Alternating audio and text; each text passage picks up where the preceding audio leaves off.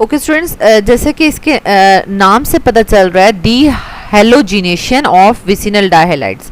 D का मतलब removal और हेलोजिनेशन मींस के हेलोजिन्स की रिमूवल। ठीक है, ये इस तरीके से आप लिख सकते हैं। माइनस का साइन जो है वो रिमूवल को शो करता है, रिमूवल ऑफ हेलोजिन्स। अब हेलोजिन्स हमने कहाँ से रिमूव करने हैं? From vicinal dihalides. अब विसिनल डायहेलाइड्स का क्या मतलब है उसको अंडरस्टैंड कर लें। अगर टू एडजेसेंट कार्बन्स के ऊपर हेलोजिन्स प्रेजेंट होंगे तो वो आपके पास विसिनल डायहेलाइड्स होंगे। लेकिन अगर एडजेसेंट कार्बन्स ना हो, फॉर एग्जांपल इस तरीके से, तो ये विसिनल डायहेलाइड्स नहीं होंगे। ओके स्टूडेंट्स, मींस के बिल्कुल एडजेसेंट होने चाहिए, मतलब अटैच कार्बन, जो आपस में अटैच कार्बन है उनके साथ अगर होगा तो विसिनल होगा। तो ये हमारे पास विसिनल नहीं है कंडीशन, एंड ये पोजीशन जो है वो हमारे पास विसिनल है। ठीक है, विसिनल पोजीशंस पर ये हमारे पास प्रेजेंट है, विसिनल डायहेलाइड्स कहलाते हैं। तो अब हम इनकी इक्वेशन देख लेते हैं स्टूडेंट्स। अब हम कोई भी विसिनल डायहेलाइड्स ले लेंगे। अब 2 कार्बन्स हम ले लेते हैं और उसके साथ हेलोजन्स अटैच हो जाएंगे, और बाकी जो वैलेंसीज हैं वो हम हाइड्रोजन से सेटिस्फाई कर लेते हैं। स्टूडेंट्स, ये हमारे पास विसिनल डायहेलाइड है। अब विसिनल डायहेलाइड में से रिमूव करने के लिए जो है वो हमारे पास जिंक से हम हेल्प लेते हैं, zinc metal in the presence of ethanol. ठीक है, ये कंडीशन आपने याद रखनी है, क्योंकि कंडीशंस के बगैर जो है वो आपको ऑर्गेनिक केमिस्ट्री में मार्क्स नहीं मिल सकते। स्टूडेंट्स, बेसिकली अब आपने देखना है कि किस तरह से जिंक जो है वो दोनों हेलोजेंस को रिमूव कर रहा है। ठीक है, तो ये हमारे पास जो है वो डबल बॉन्ड क्रिएट हो जाएगा, अल्कीन्स बन जाएगा। अलॉन्ग विद दैट हमारे पास जिंक हेलाइड बन जाएगा। स्टूडेंट्स, यहाँ पर मैंने जर्नल हेलोजन लिया है, तो आप क्लोरीन भी ले सकते हैं या ब्रोमीन, कुछ भी लेंगे, उसी रिलेटेड जो है वो आपके पास जिंक डायहेलाइड बन जाएगा। ओके स्टूडेंट्स, यहाँ पर एक और कंडीशन नोट डाउन कर लें कि जिंक मेटल जो है वो in the form of dust होगी। ठीक है, मींस के dehalogenation occurs when dihalide is treated with zinc dust. ये इस डायहेलाइड को हम जिंक डस्ट के साथ ट्रीट करेंगे और इन एन एनहाइड्रस सॉल्वेंट। अब ये जो है वो वाटर फ्री जो है वो सॉल्वेंट होना चाहिए, एनहाइड्रस होना चाहिए। मेथनॉल यूज़ करें और इसके साथ हम कोई और मींस के एसिटिक एसिड भी यूज़ कर सकते हैं। Okay students, the next method is fourth method, electrolysis of salts. अब हमने सॉल्ट्स किसके लेने हैं? बेसिकली स्टूडेंट्स, आपको पता है कि सॉल्ट जो है जब एसिड को बेस में मिलाते हैं तो सॉल्ट बनता है। तो अब हमने कौन से सॉल्ट्स लेने हैं? Salts of di carboxylic acid. ठीक है, मींस के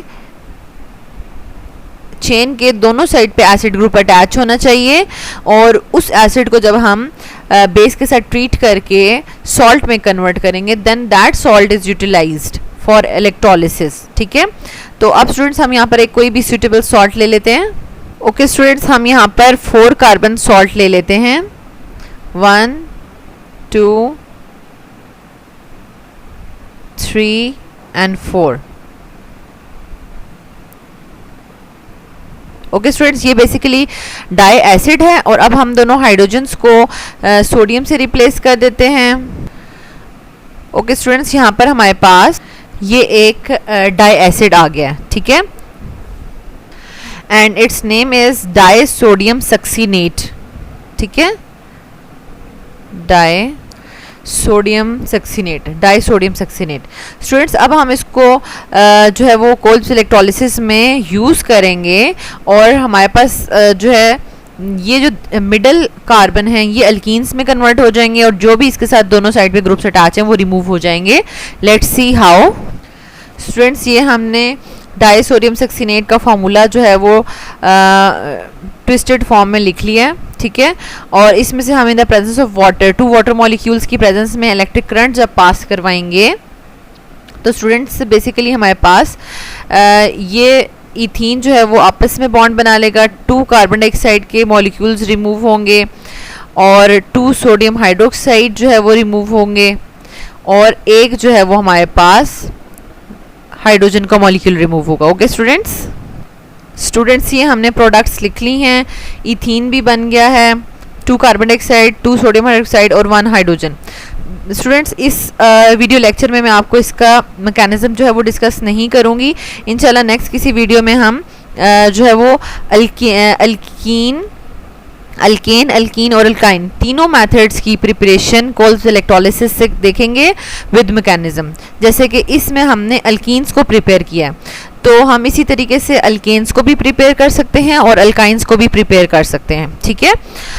और उसके मैकेनिज्म को भी हम डिस्कस करेंगे। ओके स्टूडेंट्स, यहाँ पर आपको डायरेक्ट जो है वो रिएक्शन इक्वेशन लिखनी आनी चाहिए कि जब हम इस तरीके से एक डाई एसिड चूज करेंगे जो ऑलरेडी एक सिंगल बॉन्ड से कार्बन अटैच हुआ है, तो इन the presence of water molecule जब करंट हम पास करेंगे तो उनका सिंगल बॉन्ड जो है वो डबल में कन्वर्ट हो जाएगा और 2 कार्बन डाइऑक्साइड रिमूव होंगे, 2 सोडियम हाइड्रोक्साइड और 1 हाइड्रोजन मॉलिक्यूल रिमूव होगा। Okay students, and the last method of alkyne preparation जो हम डिस्कस करने वाले हैं that is partial hydrogenation of alkyne.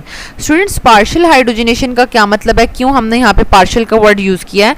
Alkyne में बेसिकली हमारे पास 3 डबल बॉन्ड्स होते हैं, ठीक है। जब हम उसके अंदर उसकी हाइड्रोजिनेशन करेंगे, हाइड्रोजन ऐड करेंगे, एक बॉन्ड टूटेगा, ठीक है, और 2 हाइड्रोजन ऐड हो जाएंगे तो वो डबल बॉन्ड में कन्वर्ट हो जाएगा। और अगर फिर हमने और ज़्यादा हाइड्रोजन ऐड की तो ये एक बॉन्ड भी टूट जाएगा और वो सिंगल बॉन्ड में कन्वर्ट हो जाएगा। तो ये है कि अगर हम एक्सेस और या फिर कंप्लीट हाइड्रोजनेशन कर दें तो ट्रिपल बॉन्ड जो है वो सिंगल में कन्वर्ट हो जाएगा। लेकिन हमने अल्कीन्स प्रिपेयर करने हैं तो इसलिए हमने पार्शियल हाइड्रोजनेशन करनी है। ओके स्टूडेंट्स, यहाँ पर आप देख सकते हैं कि पार्शियल हाइड्रोजनेशन के लिए सबसे पहली कंडीशन क्या है कि हमारे पास ये इक्वी मोलर होने चाहिए अल्काइन और हाइड्रोजन। मींस कि अगर हम 1 मोल ले रहे हैं अल्काइन का तो 1 मोल ही हमने हाइड्रोजन का लेना है, ठीक है, ताकि 1 स्टेप के बाद जाके रिएक्शन स्टॉप हो जाए। इक्वी मोलर कंसंट्रेशंस लेनी है। सेकेंडली स्टूडेंट्स जो है वो यहाँ पर कैटलिस्ट बहुत ज़्यादा इंपॉर्टेंट हैं क्योंकि कैटलिस्ट की वजह से ही हम सिस या ट्रांस अल्कीन्स बना सकते हैं। तो स्टूडेंट्स, सिस या ट्रांस अल्कीन्स का ऑलरेडी हम डिस्कस कर चुके हैं कि अगर डबल बॉन्ड के जो है वो सेम साइड पर सेम ग्रुप से अटैच होंगे तो वो सिस कंडीशन हो जाती है, और अगर हम उसको ऑपोजिट साइड पे अटैच करा दें तो ये ट्रांस जो है वो उसकी स्ट्रक्चर हो जाती है। तो अब हम जो है वो डिफरेंट कैटलिस्ट को यूज़ करते हुए हाइड्रोजन को जो ऐड कर रहे हैं वो हम सेम या different sides of double bond पे अटैच कर सकते हैं। स्टूडेंट्स, ये हमारे पास लिंडलर्स कैटलिस्ट है, इसको हम लिंडलर्स कैटलिस्ट भी कहते हैं। और ये हमारे पास है palladium in the presence of barium sulphate in quinoline, ठीक है, ये एज अ सॉल्वेंट यूज हो रहा है तो इसको हम लिंडलर्स कैटलिस्ट भी कहते हैं। तो स्टूडेंट्स, यहाँ पर आप नोट कर सकते हैं लिंडलर्स कैटलिस्ट की प्रेजेंस में दोनों हाइड्रोजन सेम साइड पर अटैच हुए हैं। एंड स्टूडेंट्स, यहाँ पर आप देख सकते हैं अगर हमने कंडीशन चेंज कर दी है तो ये हमारे पास ट्रांस में ऐड हो जाएंगे, ठीक है, हाइड्रोजन जो है वो ट्रांस में ऐड हो जाएगा और इसके लिए कंडीशंस हैं sodium metal in the presence of liquid ammonia. तो स्टूडेंट्स, बेसिकली अमोनिया जो है वो गैस है और उसको हम अगर लिक्विड फॉर्म में लेकर आना चाहते हैं तो टेम्परेचर बहुत ज़्यादा कम करना पड़ेगा ताकि उसके मॉलिक्यूल्स करीब आ जाएँ, उनके दरम्यान में फोर्स ऑफ अट्रैक्शंस प्रोड्यूस हो जाएँ और ये लिक्विड अमोनिया जो है वो -33 डिग्री सेंटीग्रेड पर हम इसको यूज़ कर रहे हैं, ठीक है। तो बेसिकली ये कंडीशंस बहुत ज़्यादा इंपॉर्टेंट हैं और इसको हमने मिक्सअप भी नहीं करना। एक लिंडलर्स कैटलिस्ट है palladium in the presence of barium sulphate और क्विनोलिन, दूसरा हमारे पास है sodium in the presence of liquid ammonia और -33 डिग्री सेंटीग्रेड। तो स्टूडेंट्स, इसके लिए हम जो है वो हिंट रख सकते हैं कि सिस और जो ट्रांस हैं उनके लिए कौन कौन से जो है वो कैटलिस्ट यूज़ हो रहे हैं। सिस में बेसिकली देखें लास्ट जो है वो हमारे पास सोडियम है, तो सोडियम सॉरी एस है तो एस से बनता है सोडियम। तो सोडियम जो है वो किस में यूज़ हो रहा है, ट्रांस बनाने में यूज़ हो रहा है, ठीक है, sodium in the presence of liquid ammonia at -33 degree centigrade. और ट्रांस के लिए जो है वो हम लिंडलर्स कैटलिस्ट यूज़ कर लेंगे। स्टूडेंट्स, लिंडलर्स कैटलिस्ट है हमारे पास प्लैडियम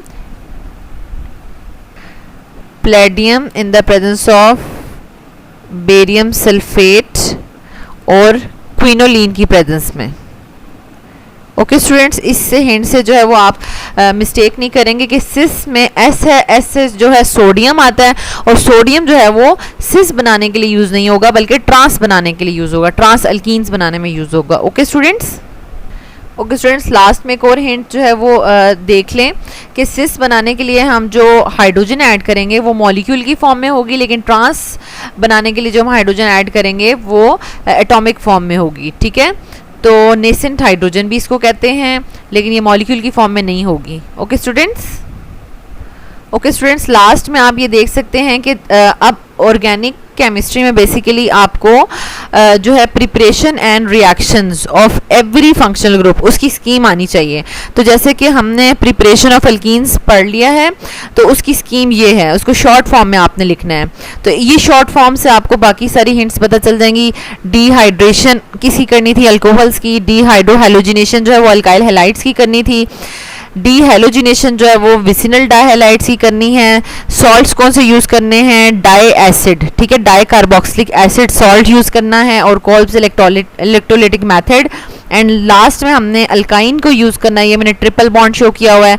अल्काइंस को यूज़ करते हुए उनकी पार्शियल हाइड्रोजिनेशन करनी है। तो बेसिकली स्टूडेंट्स इस तरीके से जब आप जो है वो अपने पास हिंट्स जो हैं वो लिखेंगे, एंड देन हर स्टेप की आपको वन इक्वेशन लिखनी आनी चाहिए। ठीक है, मैं मैकेनिज्म की बात नहीं कर रही, डायरेक्ट रिएक्शन आपको हर जो है वो प्रिपरेशन का लिखना आना चाहिए।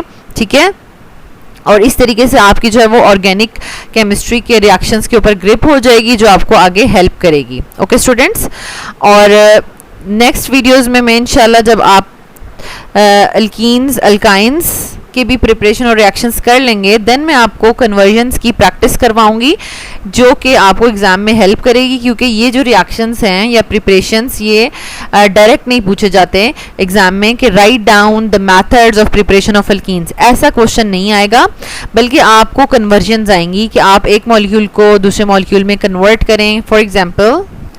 फॉर एग्जाम्पल इस तरह से कन्वर्जन्स आती हैं कि कन्वर्ट मीथेन इनटू ईथेन। तो स्टूडेंट्स बेसिकली इन्हीं रिएक्शंस को, डिफरेंट रिएक्शंस को यूटिलाइज करते हुए हम जो है वो मीथेन से ईथेन बनाएंगे। लेकिन अगर स्टूडेंट्स जो है वो उनको इंडिविजुअली कोई भी रिएक्शन नहीं आता होगा तो वो कन्वर्जन्स नहीं कर सकते। ओके स्टूडेंट्स, मीन्स कि अगर स्टूडेंट्स को इंडिविजुअल रिएक्शंस नहीं आते होंगे, उनकी कंडीशंस नहीं आती होंगी, तो वो कन्वर्जन्स नहीं कर सकते। तो स्टूडेंट्स बेसिकली आपने इस तरीके से जो है वो प्रैक्टिस करके हर रिएक्शन की जो है वो ग्रिप कर लेनी है, ताकि आपको कन्वर्जन्स में आसानी हो। Okay students,